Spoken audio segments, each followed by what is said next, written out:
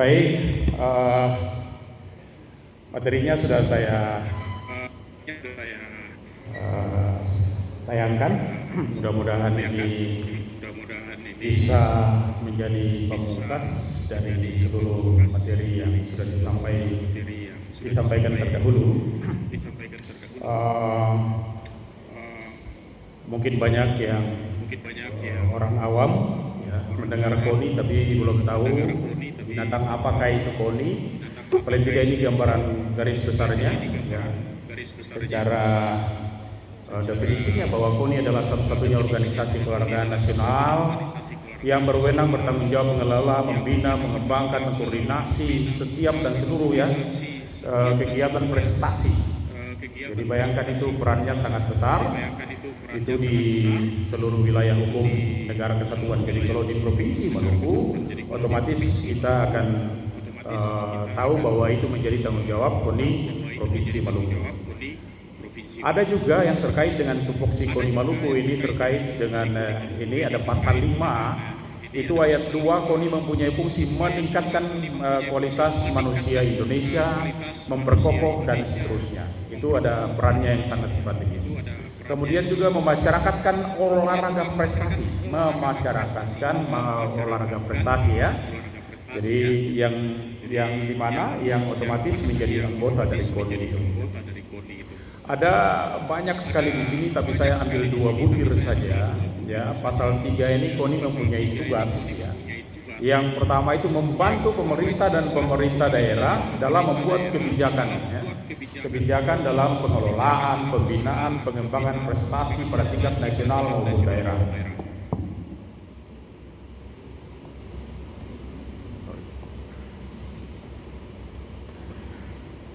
Jadi ini kalau membantu pemerintah daerah, dia mempunyai tanggung jawab yang besar, yang di dalamnya grand strategi yang sudah disampaikan oleh Ketua Umum KONI Provinsi Maluku, nanti mudah-mudahan ada implementasinya. Gitu. Ya, kemudian melaksanakan mengelola pembinaan dan pengembangan olahraga prestasi berdasarkan kewenangan yang banyak-banyak itu. Tapi saya tidak lagi lari ke situ karena waktu kita sudah sangat mepet. Tapi seyogianya kalau kita bicara tentang olahraga prestasi atau Maluku Emas 2035, maka ya sebenarnya ini sudah terlambat. Tetapi juga sebenarnya juga tidak ada kata terlambat untuk memulai sesuatu daripada tidak sama sekali. Itu kita sepakat ya. Jadi kita berharap nanti KONI Maluku pasca PON 20 ini di Papua ini ya perlu format pembinaan dan pengembangan olahraga sebagai sebuah sistem pembinaan yang terencana secara baik. Jadi tadi Pak Ketua KONI sudah menyampaikan siapapun nanti Ketua KONI-nya, kita paling tidak sekarang ini sudah memulai. Kita mencanangkan 2035 nanti akan di-drive oleh Sorapati ini sehingga betul-betul menjadi program pemerintah daerah.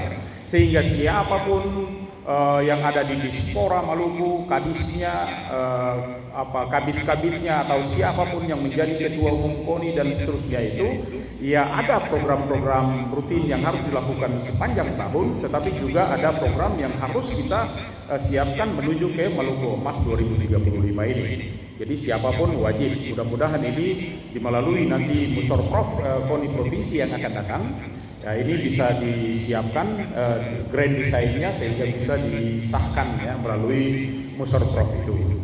Pembinaan dan pengembangan kepelatihan ini diupayakan supaya paling tidak secara terencana ya, berkesinambungan, berkelanjutan dan terus menerus itu sehingga tidak terputus-putus. Dan ini butuh dukungan IMTEK. Kalau dukungan IMTEK maka sebenarnya ada di kampus ini. Maka kita-kita yang ada di sini, terutama juga sarjana olahraga, ya sarjana olahraga Isorapati ini menjadi motor, mendorong bekerja sama dengan ketua program terus menggagas, ya sehingga kedepannya kita bisa memberikan kontribusi dari sisi impact secara lebih baik. Maka persiapan pembinaan dan pengembangan ini perlu dilakukan. Ya kalau dibilang sedini mungkin, ya mulailah sekarang ini, gitu. Kalau kita mau mundur-mundur lagi tidak bisa karena prestasi kita sangat fluktuatif, ya kita mulailah sebagai 2020 ini sebagai dininya gitu. sebagai dirinya, supaya paling tidak kita masih mempunyai waktu yang cukup panjang ya. 2021 sampai 2035 itu masih sangat cukup panjang waktunya untuk bisa kita siapkan. Memperhatikan kalau kita punya track record prestasi ya, KONI Maluku atau Provinsi Maluku itu mulai mengikuti PON itu sejak PON kedua ya. PON pertama kita tidak ikut di Surakarta tahun 1948. Tapi di PON kedua sampai PON ke-20 ini ya di Papua kemarin itu kita selalu terlibat. Dan lihatlah track record prestasinya. Kita memiliki puncak prestasi itu hanya pada 4 dan atau 5 lah, boleh dikatakan 5 PON ya. Ada PON 10, PON 11, PON 15, PON 17 dan PON ke-19. PON 10-11 itu kita mendapatkan 7 medali emas. PON ke-15 dan PON ke-17 itu kita mendapatkan 6 medali emas, dan PON ke-19 itu kita mendapatkan 7 medali emas. Jadi itu puncak kita itu hanya ada di situ. Selebihnya tidak pernah sekalipun kita kontingen Maluku itu bisa memberikan kontribusi lebih dari 7 medali emas. Jadi paling tinggi 7. Sehingga kemarin waktu dalam dialog yang digagas oleh IMORI Maluku, Ikatan Mahasiswa Olahraga Republik Indonesia di kampus B sana, saya sudah pernah menyampaikan ke KONI bahwa kalau KONI mencanangkan 8 medali emas ini sangat luar biasa, karena sepanjang sejarah kita ya, sejarah kita mulai dari PON kedua tahun 51 sampai hari ini kita belum pernah mencapai target 8 medali emas. Ya, mudah-mudahan ini menjadi embrio buat kita. Fluktuasinya track record prestasi kita ini tentu saja karena berbagai hal, berbagai latar belakang. Nah, berbagai hal inilah yang perlu kita siapkan. Paling tidak mulai hari ini Isorapati sudah memulainya. Mudah-mudahan bisa menjadi penengah antara kampus, kemudian Dispora dan KONI Maluku. Nah, ini bisa menjadi sinkron, bisa menjadi nyambung, siapa bertanggung jawab terhadap apa, sehingga yang disampaikan tadi oleh Ketua KONI ini kita bisa mencapai target sasaran yang betul-betul. Kalau 2035 itu kita mencapai emas, 2035 itu bukan PON ya, 2035 itu bukan PON, dan sasaran kita bukan cuma PON. Maluku emas itu tidak hanya pada PON saja. Jadi kita bisa juara-juara ya, kita menyiapkan atlet kita itu untuk juara pada baik single event maupun multi event ya. Jadi jangan kita hanya berpikir tentang multi event saja seperti PON. PON ini internal dalam negeri. Tapi kita masih punya event-event yang baik itu single event sampai kejuaraan dunia. Kita mempunyai juara-juara di karate, juara-juara di wushu, juara-juara di Muay Thai, juara di kickboxing dan seterusnya. Itu adalah kejuaraan-kejuaraan yang digagas secara independen sendiri-sendiri, dan itu yang dikatakan sebagai single event. Tapi kita tidak menuju ke sana saja, kita juga mengincar yang namanya pesta-pesta olahraga multi event. Ya, kalau dalam negeri kita anggaplah itu PON. Tapi di luar negeri masih ada SEA Games, masih ada Asian Games, masih ada Olympic Games, masih ada agenda-agenda kejuaraan-kejuaraan lain yang linear sejajar. Nah, kita berharap 2035 ke atas itu kita sudah menikmati hasil dari pembinaan awal hari ini, yaitu 2021 kita sudah memulai. Nah, program Maluku Emas, kalau kita mau menggagas program Maluku Emas, saya memiliki 6 butir ya, 6 butir yang mungkin menjadi perhatian kita semua dan seluruh stakeholder olahraga. Pertama, kita sekarang menuju ke PON 2024 ya. PON 2024 itu bidding antara Aceh dan Sumatera Utara. Itu ada di situ, ada program percepatan. Jadi kita harus menyiapkan pembinaan atlet kita, baik atlet top atau top elit ya, atau elit atlet, dan atlet lapis 1, lapis 2, lapis 3 itu harus kita siapkan. Yang kedua itu meningkatkan kalau kualitas pelatih ya, juga wasit. Jadi kalau pelatih dan wasit itu harus kita tingkatkan kualitasnya secara bertahap. Kalau bisa jangan levelnya nasional lagi atau lagi daerah-daerah lagi. Nanti kita lihat ada daerah bertanggung jawab terhadap apa, nasional terhadap apa, internasionalnya siapa yang bertanggung jawab, itu ada di sana ya. Kemudian pemberdayaan pelatih potensial di kabupaten kota. Ya, kita kalau bicara tinggi-tinggi tapi tidak ada yang ngurus di kabupaten kota, ini juga jadi masalah. Maka kita memiliki pelatih-pelatih yang ada di kabupaten kota, itu mereka itu harus diberdayakan, harus digerakkan, harus diberikan masukan-masukan yang penting. Dia harus diberikan ilmu-ilmu penunjang yang terus-menerus merefresh apa yang ada di benak mereka. Banyak mereka di sana kalau yang memang latar belakangnya adalah sarjana olahraga, mungkin ilmu-ilmunya sudah dimiliki. Tapi banyak pelatih-pelatih di sana yang tidak berbasis sarjana olahraga, sehingga mereka ini perlu dibina secara teratur dan terus-menerus. Itu kepentingan di kabupaten kota. Kemudian ada peningkatan frekuensi kompetisi. Bayangkan kita punya kompetisi, kalau kita tata baik, maka kita dalam 1 tahun itu memiliki banyak sekali kompetisi. Nanti kita akan bahas di belakang. Tapi kemudian yang berikut adalah optimalisasi fasilitas olahraga. Ya, bagaimana kita tingkatkan fasilitas olahraga. Saya sangat sedih, saya bicara di beberapa kesempatan bahwa Maluku ini satu saja fasilitas yang bertaraf internasional atau yang bisa menyelenggarakan event-event internasional tidak ada. Malu sekali kita. Ya, malu sekali kita. Kota Ambon sendiri tidak punya fasilitas satu pun yang bisa menunjang event-event internasional bisa diadakan di Maluku ini. Pernah beberapa kesempatan itu PPLP itu menyelenggarakan event di Maluku, Kejurnas. Tetapi kalau itu hanya untuk diselenggarakan untuk mendapatkan talent scouting, mendapatkan masukan atlet, kontribusi prestasi dan seterusnya bisa. Tetapi kalau dia misalnya memecahkan rekor dan segala macam, tidak akan diakomodir. Mengapa tidak akan diakomodir? Karena fasilitasnya tidak menunjang, lapangannya masih tartan. Kita orang sekarang sudah menggunakan track sintetik dan seterusnya. Jadi fasilitas-fasilitas ini menjadi penting. Cabur-cabur juga banyak yang menggunakan fasilitas. Misalnya dayung, meskipun Anda sehebat apapun, tapi perahunya dipikul oleh 2 orang, nggak bisa itu. Orang di mana-mana perahunya sudah ditenteng seperti tenteng tas itu dan berjalan pergi gitu. Jadi kalau kita memiliki fasilitas yang yang juga abal-abal, maka juga nggak ada untungnya. Termasuk juga dengan yang lain-lain. Waktu saya singkat, jadi saya cepat-cepat saja ya. Tapi juga ini orang terakhir ini. Ya, kemudian di bagian akhir itu ada optimalisasi anggaran. Optimalisasi anggaran ini juga menjadi penting. Ya, mudah-mudahan kita tidak hanya terlena pada hibah-hibah yang diberikan oleh pemerintah daerah. Ya, yang pertama nanti sudah ada pergub yang disediakan, mudah-mudahan di dalam pergub itu ada persentase berapa anggaran yang disiapkan untuk pembinaan atau pembangunan olahraga, mudah-mudahan saja. Ya, kebetulan saya juga sebagai salah satu pemateri ya untuk membahas tentang Ranperda itu, rancangan peraturan daerah untuk olahraga. Jadi ini menjadi penting ya, anggaran ini banyak sekali. Nanti kita lihat di belakang, anggaran itu mau didapat dari mana. Yang penting bahwa Maluku Emas yang kita persiapkan untuk tahun 2035 itu mengacu pada 6 poin ini. Kalau nanti ada lebih atau kurangnya silakan dikoreksi. Mungkin saja ada teman-teman lain yang memiliki pandangan yang berbeda, silakan.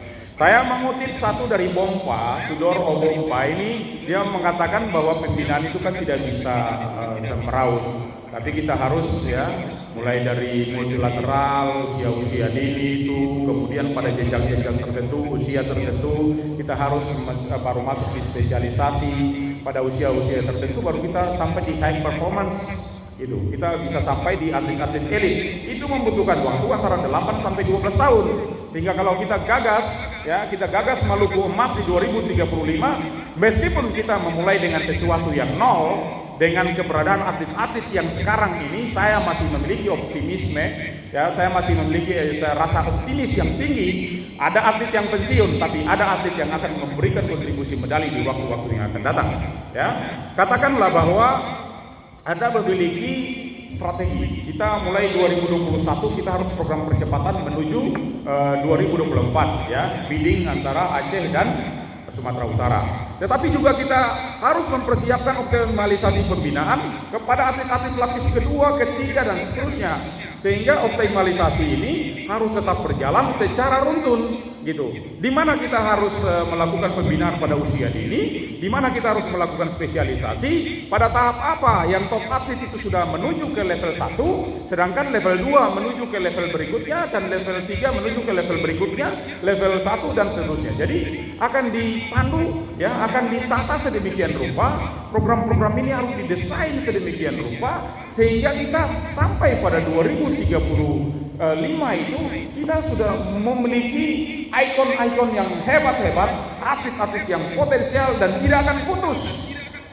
Mereka bisa saja pensiun bagi atlet-atlet yang sekarang sudah tua-tua, tetapi kita punya regenerasi untuk atlet lapis kedua, lapis ketiga, lapis keempat itu sampai ke usia dini itu masih tetap ada dan tetap mereka akan saling sambung menyambung begitu ya, menjadi satu, itulah Indonesia gitu. Ya, jadi itu yang paling tidak menjadi harapan kita bahwa program pembinaan harus dilakukan secara teratur dan menyeluruh, juga komprehensif ya, secara menyeluruh menuju kepada tahun 2035. Nah, pembinaan top atlet apa yang harus dilakukan? Ya, kita harus melakukan segera pembinaan. Apakah itu outdoor, apakah indoor? Ya silakan. Apakah itu kita mulai jalan dengan 35 atlet, bisa saja 40, 47 atau 50 atlet, dari bisa saja 5 cabur saja cukup, kita sudah bisa jalan. Dan di situ ada uji coba yang teratur, ada promosi dan degradasi. Prestasinya tidak meningkat, kita ganti. Prestasi yang baik kita usulkan untuk menggantikan posisi yang sudah ada. Itu yang harus disiapkan. Kita juga harus menyiapkan wasit-wasit yang berlisensi. Kalau bisa jangan berlisensi nasional, tetapi berlisensi internasional. Mengapa harus berlisensi internasional? Ketika mereka berlisensi internasional, mereka akan dipakai terlibat dalam berbagai event, berbagai kejuaraan, ya, dan itu harus dilakukan secara terus-menerus. Kita memperoleh keuntungan. Tapi kalau kita atlet kita bertanding di luar sana, baik di multi event, baik di single event, katakanlah SEA Games, Asian Games, Asian Para Games, atau kemudian Paralimpian dan seterusnya, ya sampai di Olimpiade, tapi kita tidak punya perwakilan, kita tidak punya perwakilan wasit. Tadi kata Pak Asdep, Pak Dr. Herman Caniago, oh kita itu hanya punya beberapa empat wasit yang ditugaskan pada empat cabur misalnya. Itu kan terlalu sedikit. Kita memiliki jumlah atlet yang banyak yang harus dikirimkan ke sana, dan mereka itu harus mempunyai kontribusi untuk penilaian, kontribusi menilai atlet secara baik, sehingga ada balance antara luar ya dan dalam kita untuk memberikan kontribusi medali. Banyak di sini kita target medali, tetapi sampai di sana kita kalah. Kalahnya karena apa? Bukan karena prestasi kita jelek, tetapi kalah karena kita tidak punya wasit. Kalau kita tidak punya wasit, apalagi ditambah lagi dengan supporter, ulah supporter, ulah pelatih, ulah coach, dan ulah manajer, itu biasanya berdampak. Bayangkan saya lagi menilai ini, tapi karena diteror terus, ya dimaki-maki oleh penonton, dimaki-maki oleh pelatih, dimaki-maki oleh manajer, mendingan gua kasih kalah sekalian gitu, supaya jangan ada imbasnya lah begitu. Nah, jadi ini bagian-bagian kita berupaya. Bagian ini kita harus menyiapkan, sehingga tadi ada penawaran-penawaran kepada Pak Asdep tadi, mudah-mudahan beliau mendengar. Kita butuh ya pelatih yang kompeten ya berlisensi internasional, dan kita juga butuh wasit-wasit yang berlisensi internasional. Kita punya pelatih di klub, tapi apakah mereka tidak butuh sertifikasi? Butuh. Maka kita harus juga membuat mereka memiliki sertifikasi paling tidak berlisensi nasional, sehingga mereka melatih di klub sebagai ujung tombak pembinaan. Itu jangan sampai merusak atlet, atau juga tidak akan mencapai sasaran karena latihan di bawah sudah keliru, gitu ya. Ya. Untuk terkait dengan bagaimana orang melakukan tes, ya kita banyak sekali ya, ada tes dari orang biasa melakukan pembinaan sepanjang tahun. Itu ada tes awal, ada mid test, ada tes akhir, ya ada post testnya. Itu semua kita harus lakukan secara rutin sehingga kita tahu perkembangan atlet tahap demi tahap. Kita juga ada melihat macam-macam tes yang kita butuhkan untuk mengetahui perkembangan atlet secara detail. Ada tes kualitas fisik, ada tes keterampilan, ada juga tes psikologis, ada juga tes kesehatan. Ketika ini diramu secara baik, maka otomatis atlet-atlet semua akan memperoleh hasil yang baik. Kita berharap begitu. Ya, bentuk-bentuk tesnya juga macam-macam. Ya, kalau bentuk-bentuk tesnya sendiri tidak dilakukan secara baik, mana tes yang harus di laboratorium, mana tes yang harus di lapangan, mana tes yang harus di air, mana tes yang harus ada di udara, maka tentu saja ini akan membawa dampak yang tersendiri ya. Ya, kita berharap semuanya itu memiliki kontribusi yang baik. Baik itu dalam tes untuk daya tahan, baik itu untuk kekuatan, power atau kecepatan ya, untuk kelentukan. Kita semua sudah di kampus ini memiliki alat ukur yang sangat lengkap. Meskipun tidak sangat-sangat lengkap, tapi lengkap lah untuk bisa mengukur komponen biomotorik yang utama, yang sangat penting untuk sebuah olahraga, cabang olahraga, itu sudah ada di kampus ini. Silakan kita lakukan itu, dan itu merupakan hajat dari perguruan tinggi. Ya, kita bisa memanfaatkan laboratorium dari perguruan tinggi ini untuk melakukan tugas-tugasnya. Nah, untuk kriteria cabur, ya kita juga harus punya kriteria. Cabur-cabur yang bagaimana sih yang harus kita bina menuju ke 2035 itu? Yang pertama adalah cabang olahraga strategis potensial. Strategis potensial itu kayak apa? Nanti kita lihat. Mampu memberikan medali pada baik single event maupun multi event. Kalau tidak mampu memberikan medali dan tidak memiliki kesempatan untuk memberikan medali, ya jangan dibina. Itu nggak ada gunanya. Dibina, maksudnya jangan dibina di dalam pelatda. Boleh dibina tapi di luar pelatda, gitu. Tidak di dalam pelatda yang menuju kepada progres percepatan waktu 4 tahun, waktu singkat 4 tahun. Ya, itu program percepatan yang ada di situ. Maka terkait itu saya mengklasifikasi cabang-cabang olahraga ini menjadi tiga, ya, menjadi tiga. Yang pertama yang harus kita bina adalah cabang olahraga individu. Yang kedua cabang olahraga yang tergolong dalam hybrid, ya, atau kombinasi antara individu dan bergu. Dan yang ketiga, kita perlu membina cabang-cabang olahraga bahari. Kita perbanyak cabang-cabang olahraga bahari, olahraga yang di laut, itu supaya cabang-cabang olahraga yang di laut itu, karena kita mayoritas berada di laut, kita adalah provinsi yang meskipun belum legal-legal amat, tapi kita menyadari bahwa kita provinsi kepulauan. Itu di pulau-pulau sana, itu kita berdayakan mereka yang ada di pulau-pulau terpencil sana. Itu sangat penting, ya. Cabur individu yang bisa kita bina apa? Ya, yang pertama tinju. Mengapa kita harus bina? Karena di tinju itu kita punya 20 medali yang diperebutkan. Yang berikut ada Muay Thai. Muay Thai juga punya potensi di situ. Iya. Ya, baru berusia kurang lebih 3-4 tahun sudah bisa memberikan kontribusi medali, berarti potensial. Berapa medali yang ada diperebutkan di Muay Thai? Ada sampai 24 medali. Meskipun diperebutkan kemarin di PON tidak sampai itu, tetapi masih lebih dari itu disiapkan. Yang berikut apa? Ada pencak silat. Kita pernah hebat di pencak silat. Kita punya atlet-atlet pencak silat hebat juga di luar sana. Dan itu cabang olahraga individu, itu ada di sini. Yang harus kita bina mereka-mereka itu. Apa yang harus dibina? Nanti silakan kita berdiskusi karena waktu kita tidak cukup. Ya, kemudian nanti di wusu. Ya, wusu itu hebat-hebat. Mengapa? Maluku sudah hebat di tinju, sudah hebat di Muay Thai, ya bisa juga hebat di wusu. Mengapa? Karakteristiknya sama. Dan di wusu itu ada berapa? Ada 23 medali. Belum lengkap. Kalau lengkap itu ada 60 medali. Tetapi kalau kita memulai dari nomor sanda saja, maka kita bisa memperebutkan 23 medali di sana. Kickboxing menjadi penting. Mengapa kickboxing menjadi penting? Di sana ada lebih dari 60 medali yang diperebutkan. Mengapa lebih dari 60? Karena nomornya banyak. Ya, ada nomor low kick, ada nomor full contact, ada nomor kick light, ada nomor semi, dan masing-masing kalau itu digabung 60 lebih harus dibina. Ya. Tapi mudah-mudahan ini segera bisa diterima menjadi anggota KONI. Saya juga kaget gitu, kenapa kickboxing dan wusu sampai sekarang belum menjadi anggota KONI meskipun sudah mengikuti PON dan seterusnya, tapi belum menjadi anggota KONI. Padahal strategi kita adalah mendulang sebanyak-banyaknya medali. Mengapa mendulang banyak medali? Nanti saya jawab kemudian karena panjang gitu. Mudah-mudahan ada yang tanya tentang itu. Nanti saya tanya, saya jawab. Saya lanjut dulu. Yang berikut adalah cabang yang hybrid. Hybrid ini apa? Banyak sekali, ada atletik. Atletik di situ mengapa perlu dibina? Kita memiliki 46, kita berkepentingan dengan 46 cabur nomor medali yang dipertandingkan. 46, ya. Kemudian ada anggar. Anggar itu ada 12 medali. Kenapa ini masuk di hybrid? Hybrid karena di nomor-nomor ini, di cabur-cabur ini bisa bertanding individu dan bisa bertanding bergu. Ini masuk dalam hybrid, ya.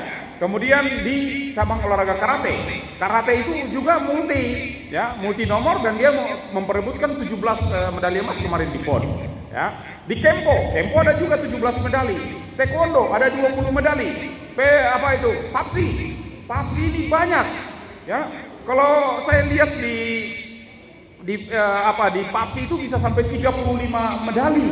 Bayangkan, PAPSI itu waktu saya masih ada di KONI itu sudah dibentuk. Kenapa sampai sekarang belum ada? Kita sudah punya atlet-atlet. PAPSI itu apa? Angkat berat dan binaraga. Itu sejak saya masih di KONI sudah ada. Kenapa sampai sekarang belum menjadi anggota KONI dan belum dipertandingkan? Padahal kita sudah punya juara-juara di situ. Bayangkan saja, juara-juara nasional itu sudah ada, tapi masih sifatnya insidentil, tidak dihitung. Sehingga ini perlu diakomodir menjadi anggota KONI, sehingga ini menjadi referensi yang hebat untuk kita meningkatkan prestasi kita. Mengapa saya bilang begitu? Di sini nomor-nomor hybrid ini ada 147 medali. Kalau 147 medali, kemudian yang tadi ada 150 medali, kemudian di bawah lagi ada 157 medali, sudah berapa ratus nomor itu yang kita bina. Kalau yang sekarang kita bina tidak bisa maju. Mengapa tidak bisa maju? Kita bina tidak sampai 60 nomor. 60 nomor, belum sampai 10% dari medali yang diperebutkan. Medali yang diperebutkan berapa? Medali yang diperebutkan kemarin di PON Papua saja, itu ada 3064 medali yang diperebutkan. Kurang lebih ada 766 nomor, ya, untuk medali emas. Jadi kalau gabung total medali itu ada kurang lebih 3064 medali yang kita ikut. Sementara yang kita ikut cuma 43 atlet kemarin. Ini kan strategi kita masih belum bisa memenuhi standar ini, sehingga kita ya terpaksa harus mengakui kalah. Meskipun kita hebat-hebat, tetap peringkat kita tidak naik-naik. Dayung, ya, dayung itu ada 40 medali. Selam ada 24 medali. Ini nomor bahari, ya. Kemudian ski air ada 12 medali, layar 17 medali, dan renang. Bayangkan, renang. Sekali lagi, renang itu ada 60 medali. Apakah orang Maluku tidak bisa berenang? Bisa. Terus kenapa tidak ada? Karena belum mau dinyatakan. Tempatkan orang-orang yang tepat di sana, pelatih-pelatihnya sudah ada, tinggal bagaimana dibina, digembleng, apakah perlu magang, apakah perlu mendatangkan, apakah perlu dikirim keluar sana supaya mereka bisa membentuk atlet yang baik, yang hebat, bentuk. Dan kita punya strategi untuk 2035, itu harus bisa. Maka kita punya banyak sekali medali-medali untuk bisa menyaingi mereka-mereka di luar sana. Karena mereka-mereka di luar sana datang dengan kapasitas kekuatan kontingen yang maksimal. Datang bisa 500 sampai 1000 atlet. Ya, kalau sudah seperti itu, kita datang dengan 43 atlet, bisa apa kita itu? Meskipun kita hebat-hebat, gak bisa mampu. Kriteria atlet banyak sekali, ya. Ada antropometrik, usia, psikologis, kesehatan, kualitas mental, prestasi. Kita harus lihat prestasinya. Jangan fluktuatif lalu semakin menurun, nggak bisa dipakai itu. Bersedia mengikuti ketentuan program, peluang juara, itu yang masuk, yang kita pilih. Kriteria pelatih ada juga, ya. Sehat fisik, mental, jangan sampai melatih kok sakit-sakit terus. Kita mau lihat atlet mau melatih atau mau bikin sehat ini pelatih. Ya, kalau pelatih suka sakit-sakitan, bagaimana bisa membina atlet secara baik? Itu juga bermasalah. Maka kesehatannya menjadi penting, ya. Memiliki kompetensi menguasai iptek, mampu menyusun program secara baik. Ada atlet pelatih yang tidak bisa menyusun program secara baik, ini menjadi masalah. Memiliki komitmen yang tinggi, ya, jangan maju mundur kayak cumi-cumi, ya. Lalu kemudian memiliki juga sertifikasi. Bersertifikat baik, sehingga kalau ada terjadi kecelakaan dan segala macam, di samping tertanggung jawab, ilmunya tertanggung jawab, tetapi juga perlakuannya tertanggung jawab. Kalau ada sesuatu kelalaian juga kita tertanggung jawab. Ini, ya, dan mengikuti aturan. Ini yang harus kita rekrut. Nah, pelatih ini kan kita memiliki 4 tingkatan pelatih. Ya, pelatih ini harus kita bagi-bagi. Pelatih utama untuk melatih top atlet itu, ya. Pelatih Maluku Emas itu kita kasih atlet yang memiliki pelatih yang memiliki kompetensi utama, sertifikasi utama. Ada juga sertifikasi yang kualifikasi muda, ada kualifikasi bandia dan ada kualifikasi pemula. Saya tidak bisa menguraikan itu, tetapi pembagian sudah saya lakukan di sini. Mudah-mudahan nanti akan berkembang di diskusi. Kemudian kriteria Satgas. Satgas juga harus punya kriteria. Jangan orang abal-abal pun masuk di Satgas. Tidak bisa apa-apa, tidak bisa menghitung, tidak bisa mengukur, tidak bisa memberikan masukan, tidak bisa apa-apa. Ini tidak bisa dipakai menjadi Satgas, ya. Lalu kita memiliki juga kita butuh untuk keterlibatan, ya. Kriteria untuk mengikuti paling tidak cabur atlet diteliti peluangnya mampu untuk berprestasi pada jenjang yang mana, ya. Cabur bisa yang baru tetapi memiliki kompetensi yang hebat. Ya, katakanlah misalnya tadi Muay Thai, katakanlah Wushu, katakanlah kickboxing yang sekarang masih baru, tetapi kita sudah melihat bahwa di depan sana 4 tahun kemudian kita akan memberikan kontribusi medali kepada daerah ini. Itu yang harus kita prioritaskan sehingga mereka jangan terhambat dalam hal sisi pembinaan. Ya, untuk terkait dengan pelatih wasit, ya, kita butuh menyelenggarakan pendaftaran seminar lokakarya, ya, pemantapan penggunaan teknologi tinggi, ya, mengikut sertakan pelatih potensial pada penataran yang level tinggi dan seterusnya. Ya, yang berikut adalah optimalisasi fasilitas penunjang. Ya, di sini kita butuh, ya, kita memiliki weight training, kita memiliki alat-alat untuk pelatihan beban dan seterusnya. Tetapi masing-masing pelatih ini orang Ambon bilang racikuai aku mau. Kadang-kadang kita membutuhkan power, tapi yang dilatih adalah endurance, nggak nyambung. Kadang-kadang kita membutuhkan kekuatan, strength, maksimum strength, tapi yang dilatih adalah strength endurance, nggak nyambung juga. Atau kita membutuhkan yang strength endurance, tapi yang kita latih power, juga nggak nyambung. Maka kita harus membina paling tidak 2 orang yang bertukar-tukar, berganti-ganti untuk mereka bisa bertugas di situ, bukan pada pelatihnya saja, tetapi orang-orang yang standby di situ untuk bisa bertanggung jawab terhadap apa yang harus dia latihkan di situ. Maka butuh kerjasama antara orang yang ada di lab, orang yang ada di fitness ini, dan pelatih. Apa yang dibutuhkan oleh pelatih? Catatannya ada, silakan diberikan kepada mereka ini dan mereka akan memberikan training secara baik kepada atlet dan tidak salah. Ya, kita latihan salah, kita sekarang tidak bermasalah. 20 tahun akan datang, 15 tahun akan datang, 10 tahun akan datang, jalan saja sudah bongko-bongko. Kalau sejalan sudah bongko-bongko mau ke salah sama, gitu. Jadi dia, ya. Kemudian juga untuk peningkatan frekuensi kompetisi. Bayangkan saja, kita di daerah ini sudah tidak pernah ada kompetisi. Saya sudah mencoba untuk membuat kompetisi berulang-ulang, mulai dari kejuaraan antar klub, kejuaraan daerah, kejuaraan wilayah timur dan seterusnya. Tetapi kalau saya sendiri mampu apa? Saya hanya bisa bikin di Muay Thai, saya hanya bisa bikin di Wushu, saya hanya bisa bikin di kickboxing. Lalu yang cabur-cabur yang lain mana? Tidak ada yang terlibat. KONI juga mungkin belum bisa memberikan kontribusi suplemen, ya, sedikit kontribusi kepada pemprov supaya bisa menyelenggarakan pertandingan, atau mungkin dari Dispora bisa memberikan sedikit suplai energi kepada cabur-cabur yang sudah sekarat, yang sudah hampir mati-mati itu. Ya, kita sehatkan organisasinya, bisa juga dengan memberikan sedikit stimulan kepada mereka supaya mereka bisa menyelenggarakan kejuaraan. Dengan adanya kejuaraan yang bertingkat, bertahap, teratur secara baik, kita juga akan mendapatkan atlet-atlet yang potensial baik.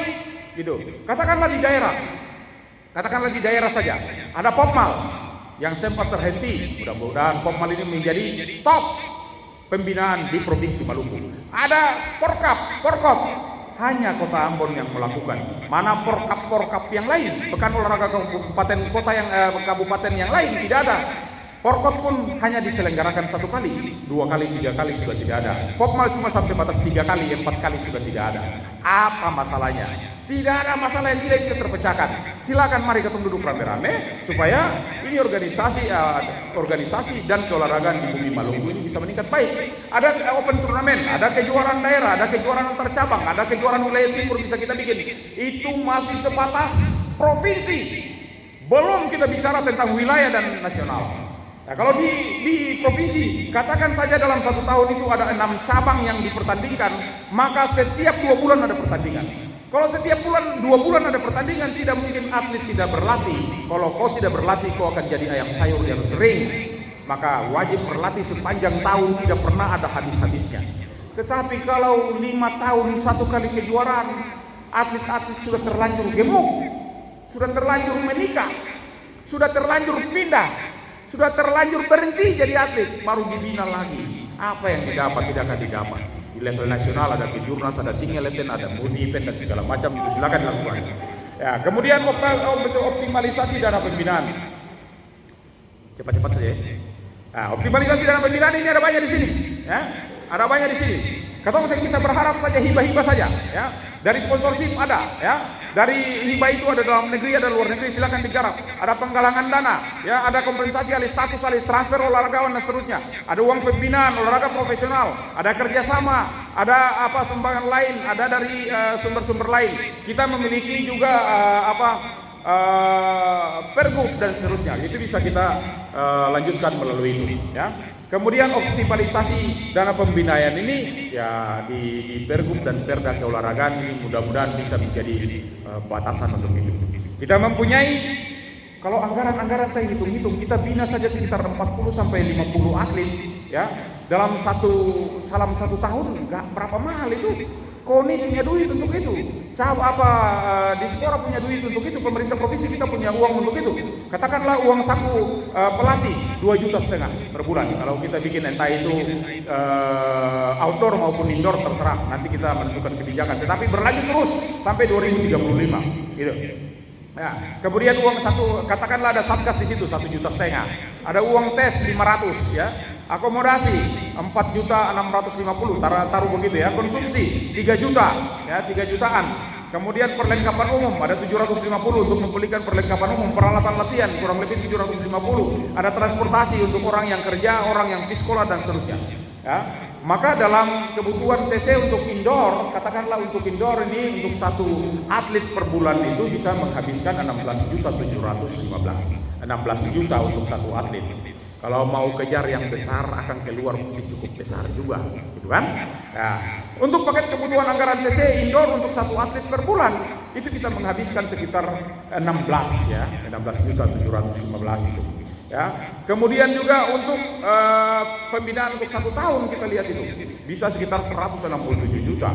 Jadi kalau kita hitung saja dana yang diperlukan 47 orang misalnya yang kita bina, ya, 47 orang kali 167 juta itu 7 miliar sekian.